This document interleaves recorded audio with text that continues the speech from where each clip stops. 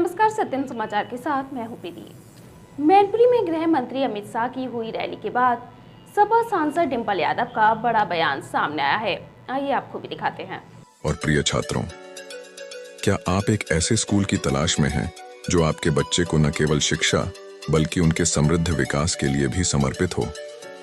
तो आइए हमारे school Suditi global academy Mainpuri के साथ जुड़िए और देखिए कैसे हम आपके बच्चे के भविष्य को समृद्ध बनाते हैं। हमारे स्कूल में शिक्षा को एक नया आयाम दिया जाता है, जहां हम पाठ्यक्रम के साथ साथ जीवन के मूल्यों को भी सिखाते हैं। हमारी विशेषता में सुविधाजनक शिक्षण, प्रौद्योगिकी अद्यतन और शिक्षा में नवाचार जैसे छात्र हितकारी कार्यक्रम सम्मिलित हैं। हमारे विद्यालय में छात्रों को विकास के साथ साथ समर्थ नागरिक बनाने का अद्वितीय प्रयास किया जाता है। यहाँ हम न केवल पढ़ाई कराते हैं बल्कि स्कूल के बाहरी कार्यक्रमों, खेलों और कला संघों के माध्यम से छात्रों के सामाजिक, मानसिक और शारीरिक विकास का भी पूर्णतः प्रयास करते हैं। आइए चुनिए एक स्कूल जो आपके बच्चे के भविष्य को समृद्ध बनाए।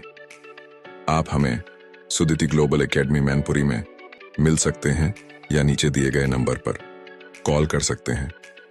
धन्यवाद और आइए अपने बच्चे के भविष्य को सशक्त बनाएं।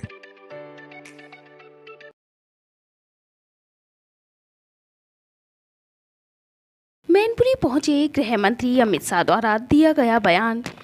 यह चुनाव राम भक्तों पर गोली चलवाने वाले और राम मंदिर बनवाने वालों के बीच में है, जिसको लेकर डिंपल यादव ने इस बयान का पलटवार किया है और उन्होंने कहा है कि मैं समझती हूँ यह चुनाव जो हमारे सभी वर्ग हैं जिनको वचन दिया गया था, वादे किए गए थे, यह चुनाव उससे बचाने का है।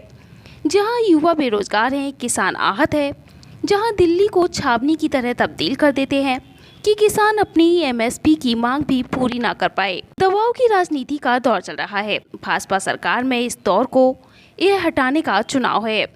One rank one pension OROP की जो बात है वह भी झूठी है। इनकी एक पर्दा है। अगर आप सच्चाई से जानेंगे तो जो OROP का वादा किया गया था वह भी झूठा है। उन्होंने कहा कि अग्निवीर जैसी योजनाएं लाकर के देश का सम्मान गिराने का काम किया है। जो लोग जवानों का सम्मान नहीं कर सकते, जो लोग फौज का सम्मान नहीं कर सकते, तो वह लोग देश की बात करें तो 2 फेज के चुनाव में मोदी जी द्वारा सेंचुरी लगा दी गई है और विपक्ष का खाता भी नहीं खुला है। अमित शाह के इस बयान पर डिंपल यादव ने कहा कि यह कहने पर ही अपने आप में झूठा साबित होती है और यह लगातार झूठ बोलते आ रहे हैं और लगातार झूठ बोलते ही रहेंगे और ये झूठ बोलते हुए थक भी नहीं रहे हैं। अब जनता समझ गई है कि यह झूठ बोलने वाली सरकार को हटाना है। राम मंदिर प्राण प्रतिष्ठा में अखिलेश और डिंपल यादव को आमंत्रण दिया था, लेकिन वोट बैंक के चलते प्राण प्रतिष्ठा में नहीं आए। अमित शाह के इस बयान पर डिंपल यादव ने कहा कि मैं समझती हूँ यह बात ऑलरेडी क्लियर है। कोई आमंत्रण नहीं आया था, ना ही डिंपल जी को आया था, ना ही अखिलेश जी को। इस तरह की बात करके वह मुद्दों से ध्यान ना भटकाएं और जब हमें राम मंदिर बुलाएंगे तो हम अयोध्या जरूर जाएंगे, हम वृंदावन जाएंगे, हम बद्रीनाथ जाएंगे, हम केदारनाथ जाएंगे, हम जगन्नाथपुरी जाएंगे, हम द्वारका भी जाएंगे। अमित शाह जी की रैली में उन्होंने कहा है कि ये चुनाव राम मंदिर बनवाने वालों का और राम भक्तों को गोली चलवाने वालों का। मैं समझती हूँ ये चुनाव जो हमारे सभी वर्ग हैं, जिनको वचन दिया गया था, जिनको वादे किए गए थे, ये चुनाव उस बात का है। जहाँ आज युवा बेरोजगार है, जहाँ किसान आहत है, जहाँ हम दिल्ली को छावनी की तरह तब्दील कर देते हैं कि किसान अपनी एमएसपी की मांग भी पूरी ना कर पाए। जो दबाव की राजनीति का जो दौर चला है भाजपा की सरकार में, इस दौर को हटाने का यह चुनाव है। जहाँ सभी वर्ग, जहाँ हमारी महिलाएं हो, चाहे हमारे युवा हो, चाहे हमारा किसान हो और चाहे हमारे जवान हो, आज सभी अपने आप को कहीं ना कहीं आहत महसूस कर रहे हैं। और जो ये one rank one pension OROP की जो बात है वो भी झूठी है। इनकी एक पर्दा है। अगर आप सच्चाई से जानेंगे तो आपको पता चलेगा कि OROP का जो वादा किया हुआ था वो भी झूठा है।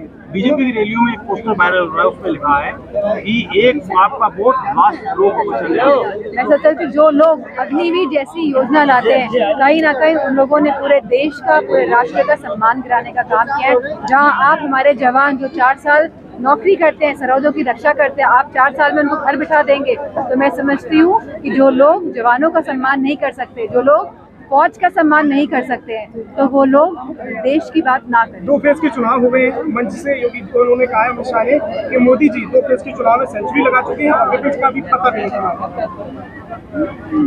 प्रदेश के क्या कहा था? उन्होंने कहा था कि नहीं, प्रदेश विपक्ष का भी किसी भी मतलब एक भी खाता नहीं। ये बात अपने आप में कहने पे ही मैं समझती हूँ ये झूठ साबित होती है और ये लगातार झूठ बोलते आ रहे हैं और लगातार झूठ बोलते ही रहेंगे और इनकी तीर थक नहीं रहे हैं झूठ बोल के। लेकिन अब जनता समझ गई है कि इन झूठ बोलने वाली सरकार को हटाना है। एक आखिरी सवाल, उन्होंने एक चीज जो कहा कि राम मंदिर के लिए उन्होंने डिम्पल जी को, राकेश जी को निमंत्रण दिया, लेकिन वोट बैंक के मैं समझती हूँ ये बात ऑलरेडी क्लियर है कि कोई निमंत्रण नहीं आया था, ना डिम्पल जी को आया था, ना अखिलेश जी को आया था। और इस तरह की बातें करके वो मुद्दों से ध्यान ना भटकाए। और जब हमें राम बुलाएंगे तो हम अयोध्या जरूर जाएंगे, हम वृंदावन जाएंगे, हम बद्रीनाथ जाएंगे, हम केदारनाथ जाएंगे, हम जगन्नाथपुरी जाएंगे, हम द्वारका जाएंगे। अमित शाह की रैली को मैनपुरी में आप किस तरह से देखती हैं? मैनपुरी में चुनाव आप लड़ रही हैं, जब जयवीर सिंह के समर्थन में अमित शाह आए हुए थे, कितना प्रभाव डाल दे पाएंगे मैनपुरी में? मैं समझती हूँ कि हमारे आदरणीय मंत्री जी को बहुत सारे सहारों की जरूरत पड़ रही है, तो अच्छी बात है, चुनाव लड़िए, हम जनता के बीच जाके अपना चुनाव लड़ रहे हैं। वो कह रहे हैं आज हम बात सुबह जेल में आप यही तो बात है, ये सब भटकाने की राजनीति का प्रयोग करके वोट को बांटना चाहते हैं। लेकिन आज सभी वर्ग जान चुके हैं कि किस तरह लोकतंत्र की और संविधान की कहीं ना कहीं हत्या की जा रही है इन लोगों के माध्यम से। और देश चाहता है कि लोकतंत्र और संविधान के माध्यम से हमारा राष्ट्र चले।